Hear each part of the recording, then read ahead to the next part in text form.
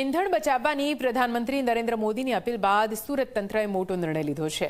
સુરતમાં અધિકારીઓ site visit માટે એક જ કારમાં જશે। અત્યાર સુધી અધિકારીઓ અલગ અલગ કારનો ઉપયોગ કરતા હતા। દરોડા, સુપરવિઝન, સ્થળ મુલાકાત માટે એક કારનો ઉપયોગ કરાશે।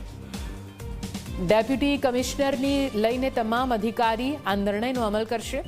સુરતમાં 6 મહિનામાં 600 ઈ-બસ લાવવામાં આવશે। કચરો એકત્ર કરવા ઇલેક્ટ્રિક વાહનો વધારવામાં આવશે।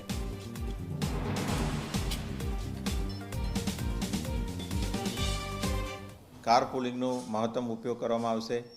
ઓફિસમાં અવર જવર માટેનું કામગીરી હોય અથવા ફિલ્ડમાં અધિકારીઓના વિઝિટ હોય એમાં સ્ટાફ સાથેનું લઈ જવાની જરૂરત હોય તો એમાં પણ ઓછામાં ઓછું ગાડી વપરાય અને એક જ ગાડીમાં 3-4 અધિકારીઓ કર્મચારીઓ સાથે બેસીને પ્રવાસ કરે।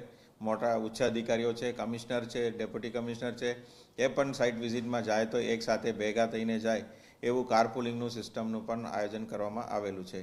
એની સાથે સાથે ઈ વ્હીકલ્સનું પ્રાધાન્યતા આપવા માટે પ્રયત્ન કરશું।